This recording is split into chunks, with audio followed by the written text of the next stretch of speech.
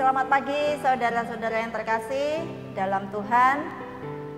Selamat menikmati sarapan firman, makanan yang sesungguhnya bagi jiwa kita yang membuat hidup benar-benar hidup. Pagi ini saya ingin berbagi tentang perbedaan antara roh takut akan Tuhan dengan roh ketakutan. Kata-kata takut itu biasanya diasosiasikan lebih ke arah negatif. Dan kita sering lebih membedakannya takut itu hormat. Takut kepada Tuhan itu berarti hormat. Tentu itu betul. Jadi bukan ketakutan-ketakutan, bukan merasa terintimidasi atau harus lari menjauh, tetapi takut, hormat, dan segan. Tapi sebenarnya kalau saya pribadi, penjelasan itu buat saya kurang cukup menggambarkan. Perlu diperjelas. Karena kalau saya hormat dan segan pada seseorang, sama juga saya agak sungkan untuk mendekati dia gitu. Nah, takut akan Tuhan sebenarnya bukan begitu. Takut pertama kali takut itu aslinya itu baik, yaitu hanya satu, yaitu takut akan Tuhan. Roh takut akan Tuhan. Jadi waktu di Taman Eden yang ada adalah roh takut akan Tuhan, bukan ketakutan, bukan roh ketakutan, tetapi roh takut akan Tuhan. Dan roh takut akan Tuhan itulah yang membebaskan manusia Adam dan Hawa itu dari semua takut yang lain. Jadi di sini saya mau ambil waktu untuk perenungan saya pribadi, memperjelas, lebih menambahkan detail-detail atau aspek-aspek lain, satu aspek lain yang memperjelas apa bedanya ketakutan sama roh takut akan Tuhan yang sehat ya. Kita baca dulu di Amsal pasal 14.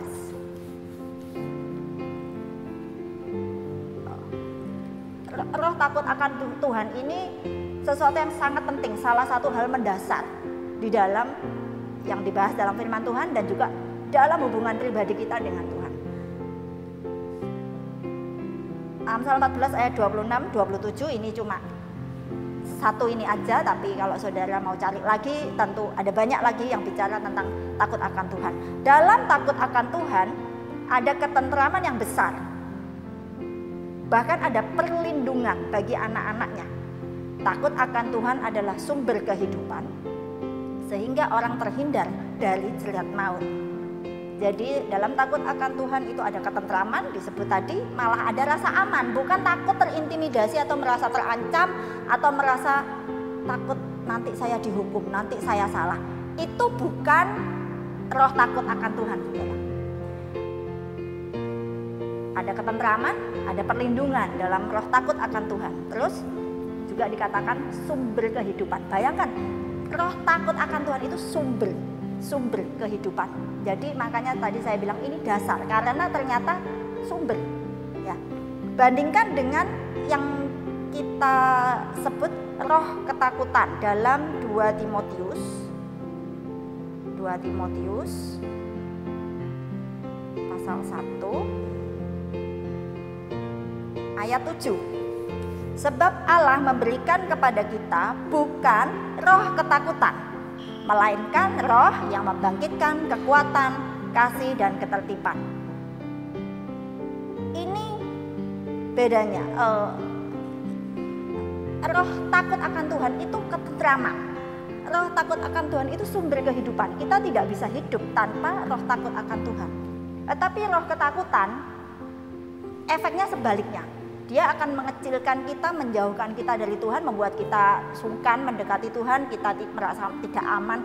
Aduh ya apa ya, lek mau menghadap gitu ya, misalnya menghadap presiden misalnya, kita mengasihi presiden kita kan, tapi sungkan, segan, dan kalau mau mendekati mungkin nanti salah. Seperti itu. Walaupun itu tidak selalu jelek, mungkin ya maksudnya grogi-grogi wajar-wajar saja. Tapi roh takut akan Tuhan tuh bukan seperti itu. Hormat, jelas hormat. Tapi hormat yang tidak bikin sungkan untuk mendekat. Ini saya pribadi membahasakannya untuk, saya lebih suka, dan ini saya cuma mau bagi ke saudara, saya lebih suka membahasakannya takjub akan Tuhan, takjub. Jadi takjub itu begitu menginspirasi. Kalau saya dengar cerita orang atau baca sesuatu yang terus menimbulkan keheranan, saya takjub, itulah yang buat saya, inilah artinya takut akan Tuhan.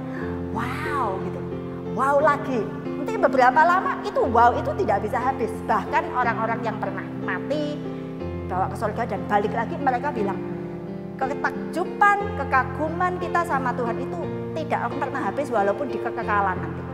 Tidak bisa habis karena Tuhan itu selalu punya yang baru yang kita belum pernah lihat. Sampai kekekalan nanti, seberapa dalam pun atau seberapa tinggi dan lebar dan luas kita menjelajah alam semesta, kita mungkin ngelencernya dari galaksi ke galaksi, lalu lihat selalu akan ada hal-hal baru tentang Tuhan. Itu menurut ceritanya orang-orang yang pernah mati dan ngincip-ngincipi gitu loh, di surga itu rasanya seperti apa. Mereka bilang itu ketakjuban akan Tuhan, itu terheran-heran itu tidak pernah habis. Itu yang saya rasa buat saya lebih menjelaskan rasa takut akan Tuhan itu seperti itu. Takjub dan apa ya, tentu jadi menghormati, jadi terkagum-kagum gitu loh. Dan wow, ini benar-benar main-main, ya ampun, luar biasa, dan seperti itu.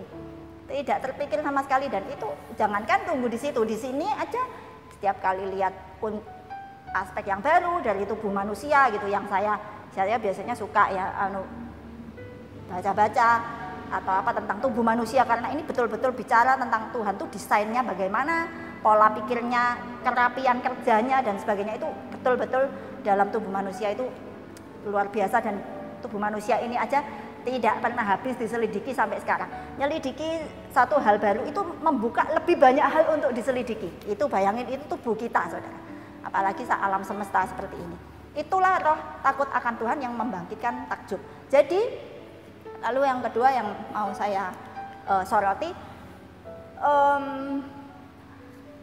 takjub itu, takut itu begini, kalau saya itu ternyata ada di pihak musuhnya Tuhan, itu saya dengan kedahsyatannya seperti itu, hal-hal yang menakjubkan dari Tuhan itu seperti itu, hal-hal yang mengagumkan, yang mengerikan dalam arti, wih, tenaganya, kuasanya ya, kekuatannya segitunya gitu ya. Itu kalau saya ada di pihak musuh, layaklah saya takut. Tapi musuh itu mungkin sebenarnya dengan kekaguman yang sama gitu saudara. Kekagumannya sama-sama seperti kita, cuma karena dia di pihak musuh, layak saja dia ketakutan. Tapi kalau kita di pihak Tuhan, dan Tuhan bilang Tuhan itu ada untuk kita, dan kalau ada untuk kita tidak ada yang bisa melawan kita.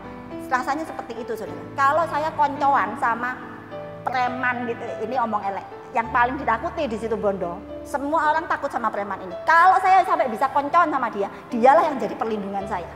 Saya akan terheran-heran, terkagum-kagum, mungkin ketakjub-takjub ya dengan kesangarannya, mungkin dia pinter bela diri atau apa. Ini maaf, mungkin contoh kurang tepat, tapi untuk menggambarkan seperti itu. Karena mungkin tidak di saat ini itu yang kepikir sama saya, yang paling bisa menggambarkan, mendekati maksudnya begitu. Lalu saya waktu lihat, saya teringat dulu sekali waktu saya masih di Semarang, saya lihat gambar ini. Ini iklan lucu, bukan iklan, kutipan, gambar-gambar lucu-lucu yang ya membuat kita banyak ketawa gitu. Jadi ini digambarkan jalan raya. Kalau saudara biasa naik bis, saya dulu sering naik bis ya, di sini ke Semarang, sini ke Jawa Tengah, naik Sumber Kencono ya saudara. Sumber Kencono itu ngawur banget gitu ya.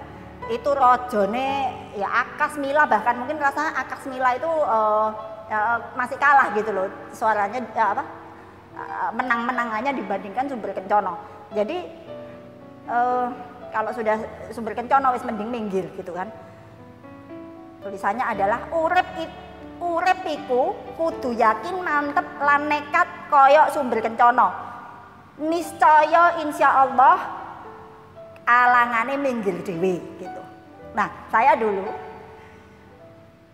kalau kita itu lagi bermusuhan dengan sumber kencono, bermusuhan dalam arti kita tidak di dalam, kita tidak di pihak sumber kencono. Saya ya, kalau saya ada di misalnya naik mobil kecil, ada sumber kencono, mending minggir, takut gitu loh. Maksudnya itu takut dan mending minggir dan mending jauh-jauh dari sumber kencono. Tapi kalau saya pas naik bis, baik dari sini ke Semarang atau ke Salatiga atau dari sana ke sini, kalau saya naik sumber kencono, saya tuh merasa menang banget lawan apa-apa gitu ya. Lawan apa-apa mereka semua takut sama sumber kencono. Nah, bayangannya seperti itu. Jadi takut sama sumber kencono, tapi takjub yang sama, baik pihak musuh atau pihak kita itu mungkin geleng-gelengnya sama, tapi satunya dengan emosi positif, satunya dengan emosi negatif. Karena yang negatif ya pasti ini sumber kencono iki jian juwengkel bencekno gitu ya. Sudah menang-menangan ndak karo-karo pokoknya gitulah. Sedangkan kita yang naik itu ya kita cepet nyampe. Dan semua yang lain takut sama kita. Kayak kira-kira seperti itu. Ini contohnya agak kurang bagus ya, tapi itu saya harap itu bisa cukup menggambarkan Tuhan itu seperti itu ya. Kalau Tuhan itu dengan segala yang dahsyat, mengerikan, menakjubkan, makanya kita ada di pihak Tuhan, kita kagum, kita takjub, kita sama kedahsyatannya, kengeriannya itu menjadi rasa aman. Itu menjadikan kita itu damai, sejahtera dan positif sekali menghadapi hidup ini. Tidak ada yang panik lawan sumber kencono gitu. Tidak ada yang berani lawan Tuhan saya, dan dia ada pembela saya, dia ada untuk saya. Jadi saya merasa aman di dalam sana. Lain sama musuh-musuhnya ya tentu saja layak gitu, mereka akan merasa ketakutan seperti itu. Karena memang tidak ada yang menang melawan Tuhan kita. Sekian itu tentang perbedaan roh ketakutan dan roh takut akan Tuhan yang murni, yang mendatangkan kehidupan, mendatangkan damai sejahtera dan kebebasan, kemerdekaan, bukan mendatangkan ketakutan dan justru membebaskan kita dari ketakutan-ketakutan yang lain dalam hidup ini. Terima kasih, Tuhan Yesus memberkati.